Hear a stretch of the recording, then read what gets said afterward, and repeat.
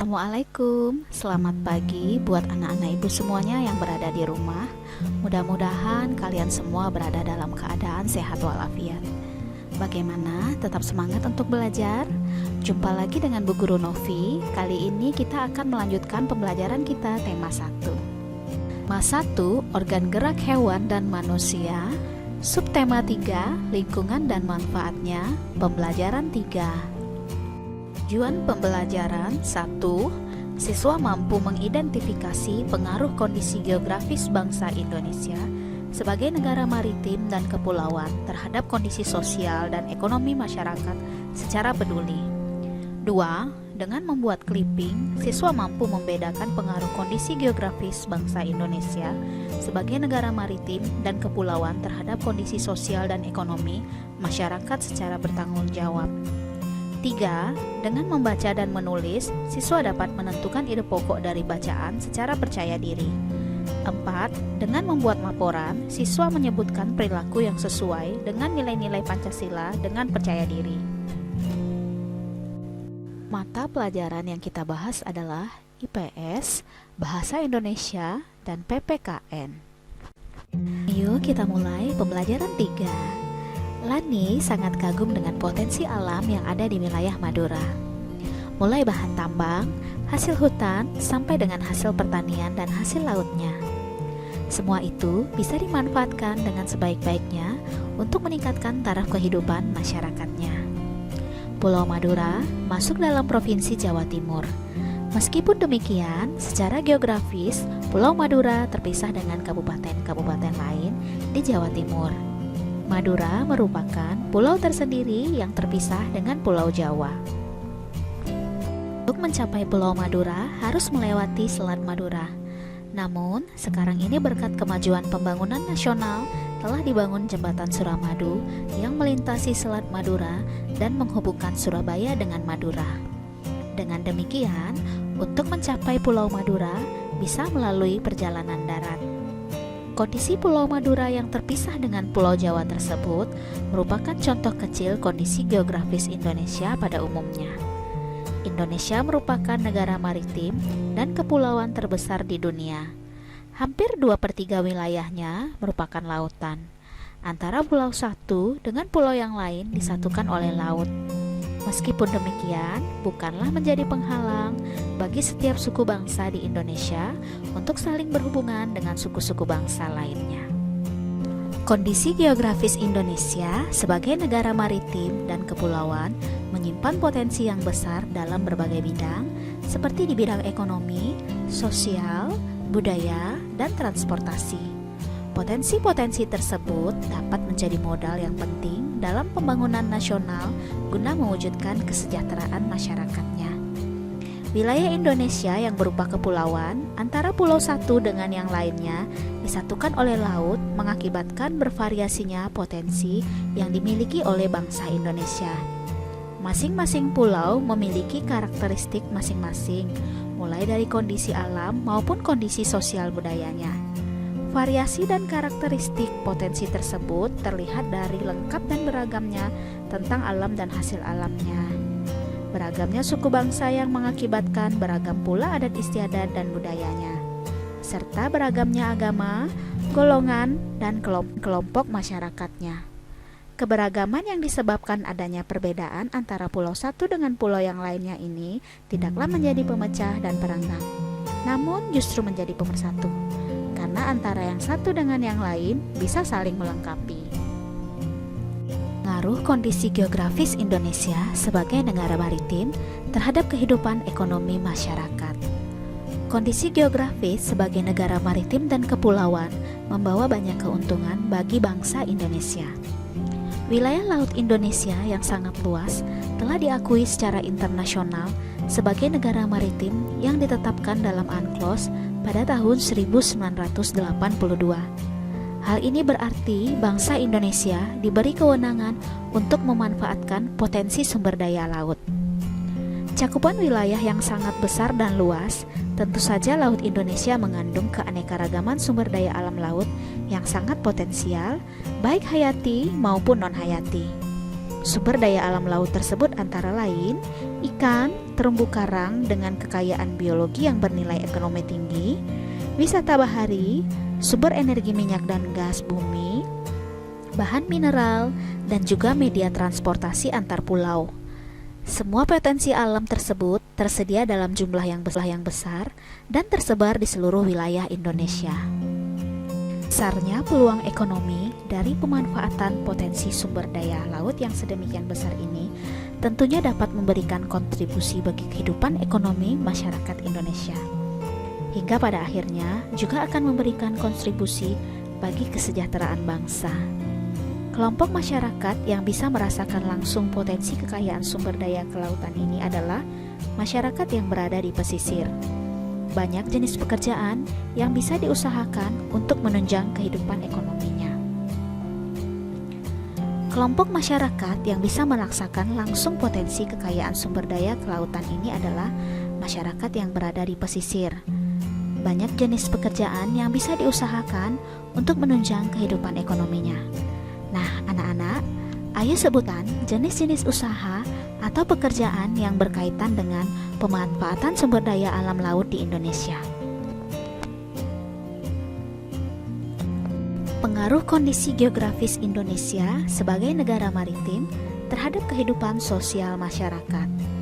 Sebagai negara maritim dan kepulauan yang berada di antara benua Australia dan Asia, membawa pengaruh terhadap kehidupan sosial budaya bangsa Indonesia. Hal ini bisa terjadi karena dengan posisi tersebut menyebabkan Indonesia menjadi jalur perdagangan dunia. Mau tidak mau, banyak pedagang dari berbagai negara di seluruh belahan bumi ini akan melewati dan mampir ke Indonesia. Pedagang-pedagang dari berbagai negara tersebut tentunya memiliki latar belakang yang berbeda antara satu dengan yang lainnya. Para pedagang yang mampir dan ada sebagian yang menetap di Indonesia turut membawa adat budaya dari negara asalnya. Lambat laun, adat budaya yang dibawa tersebut akan berbaur, bercampur, bahkan melebur dengan adat budaya asli Indonesia. Berikut adalah beberapa dampak yang diakibatkan oleh letak dan kondisi geografis bangsa Indonesia sebagai negara maritim atau kepulauan. 1. Komunikasi dan interaksi antar penduduk menjadi lebih mudah, baik antar warga Indonesia maupun orang Indonesia dengan warga asing. Hal ini didukung adanya kemajuan teknologi di bidang pelayaran antar pulau dan antar negara. 2. Terjadinya pembauran, percampuran, atau peleburan nilai-nilai antar pulau dan antar negara. 3. Munculnya perkampungan-perkampungan etnis tertentu seperti Pecinan dan Kampung Arab. 4. Terjadinya perubahan perilaku masyarakat karena pengaruh masuknya pola dan nilai perilaku dari pulau, daerah, maupun negara lain. 5. Terjadinya perpindahan ilmu pengetahuan dan teknologi. Ada dampak positif, tentu juga ada dampak negatif. Coba ceritakan berbagai dampak yang timbul sebagai akibat dari letak dan kondisi geografis Indonesia sebagai negara maritim dan kepulauan. Buatlah clipping gambar tentang kondisi ekonomi dan sosial masyarakat sebagai akibat dari kondisi geografis Indonesia sebagai negara maritim. Kumpulkan gambar-gambar yang sesuai yang bisa kamu dapatkan melalui surat kabar, majalah, buku, atau internet. Berilah penjelasan singkat dari setiap gambar yang kamu kumpulkan. Susunlah gambar-gambar yang telah kamu kumpulkan menjadi sebuah buku. Dari clipping tersebut, susunlah laporan singkat mengenai clipping yang telah kamu buat. Format laporan sebagai berikut. Laporan pengaruh kondisi geografis bangsa Indonesia sebagai negara maritim terhadap kehidupan, ekonomi, dan sosial masyarakatnya.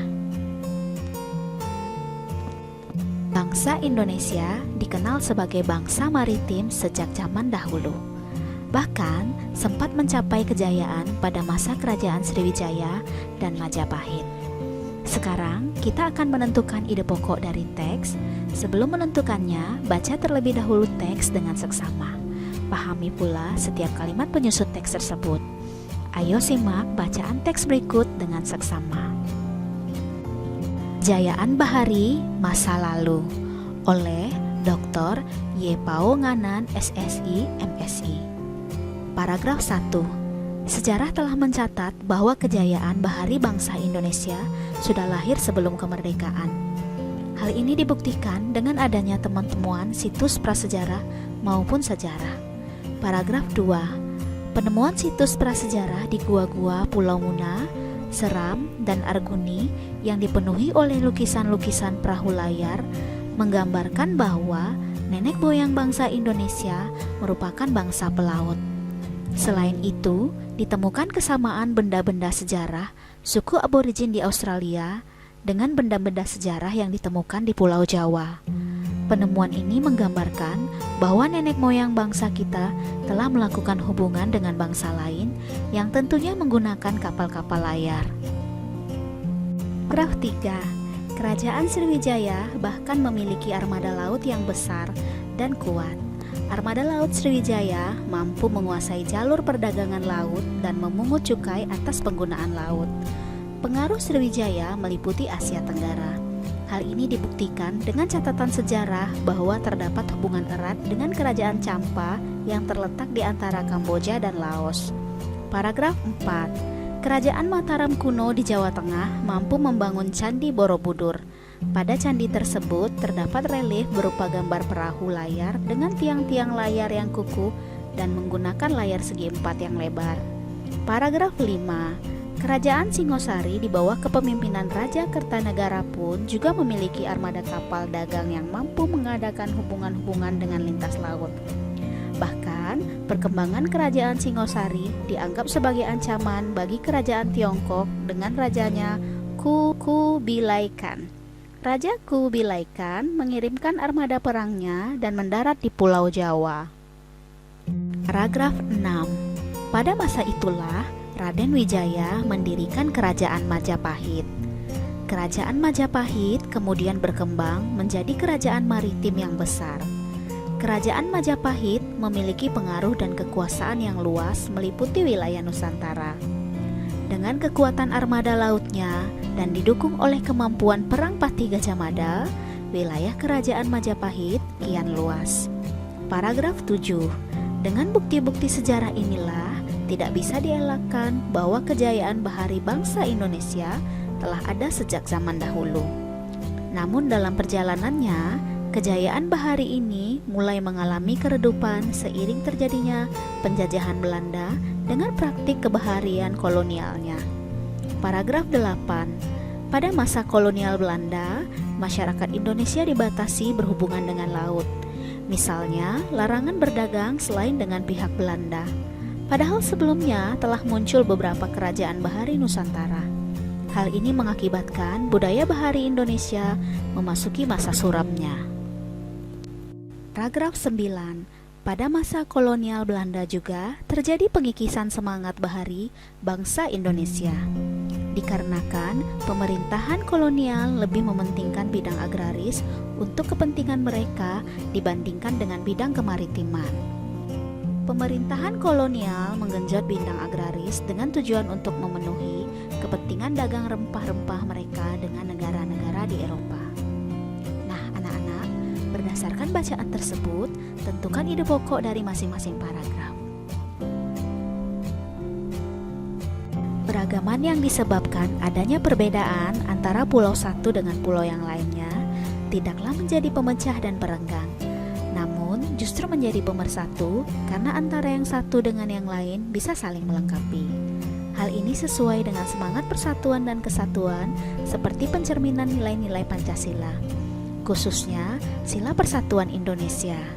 Selain itu juga mencerminkan nilai-nilai yang terkandung sila keadilan sosial bagi seluruh rakyat Indonesia. Tahukah kamu, meskipun terdiri atas 5 sila, namun Pancasila itu merupakan satu kesatuan yang utuh? Pancasila diupamakan sebagai satu paket lengkap yang menopang negara kesatuan Republik Indonesia. Pancasila merupakan satu kesatuan yang bulat dan utuh dari kelima silanya. Sila ke-1 menjiwai sila kedua, menjiwai sila ketiga, keempat, dan kelima. Sila kedua dijiwai oleh sila ke-1, ketiga, keempat, dan kelima, dan begitu seterusnya. Kelima sila tidak bisa dilepas satu dengan yang lainnya. Walaupun masing-masing sila mempunyai nilai-nilai sendiri, tetapi hubungan antar sila merupakan hubungan yang utuh dan saling terkait. Setiap sila yang membentuk Pancasila merupakan unsur yang mutlak yang membentuk kesatuan, bukan unsur pelengkap. Artinya, satu sila menjiwai dan dijiwai oleh sila-sila yang lain. Sila pertama menjiwai sila kedua, ketiga, keempat, dan kelima, dan seterusnya. Misalnya, meskipun sila ketuhanan yang Maha Esa merupakan sila yang berkaitan dengan Tuhan, tetapi tidak berarti sila-sila yang lain hanya sebagai pelengkap saja. Setiap sila yang membentuk Pancasila juga sebagai satu kesatuan yang mutlak, tidak dapat ditambah dan dikurangi. Oleh karena itu, Pancasila tidak dapat diubah menjadi Trisila atau Ekasila. Untuk menambah pemahamanmu bahwa sila-sila dalam Pancasila merupakan satu kesatuan yang utuh dan setiap sila dijiwai dan menjiwai sila yang lain, coba sebutkan contoh-contoh perilaku berikut mencerminkan sila-sila apa saja. Satu contoh perilaku bisa mencerminkan satu sila, dua sila, atau lebih. Pancasila menjadi pandangan hidup bangsa Indonesia. Maka dari itu, perilaku dan sikap masyarakatnya haruslah mencerminkan nilai-nilai luhur Pancasila. Salah satu contoh pengambilan keputusan yang sesuai dengan nilai-nilai Pancasila adalah pelaksanaan musyawarah untuk mencapai mufakat. Mufakat adalah kebulatan pendapat atau suara dari peserta rapat. Lalu, bagaimanakah jika mufakat atau kebulatan pendapat atau suara tidak tercapai? Jika terjadi demikian, maka akan dilakukan voting atau pemungutan suara dan menentukan suara yang terbanyak adalah sebagai keputusan bersama. Contoh proses pemungutan suara adalah pemilu, baik pemilihan presiden, anggota DPR dan DPD, maupun pemilihan kepala daerah atau pilkada. Nah, sekarang buatlah laporan mengenai pengambilan keputusan yang sesuai dengan nilai-nilai Pancasila. Laporan yang kamu susun bisa berdasarkan pengalaman pribadi atau kelompok. Tuliskanlah laporanmu ke dalam bentuk format berikut. Laporan mengenai pengambilan keputusan yang sesuai dengan nilai-nilai Pancasila. Demikianlah video pembelajaran kali ini. Tetap semangat belajar, jaga kesehatanmu, makan makanan yang bergizi, dan istirahat yang cukup. Selalu cuci tanganmu dan gunakan masker jika bepergian keluar rumah. Assalamualaikum warahmatullahi wabarakatuh.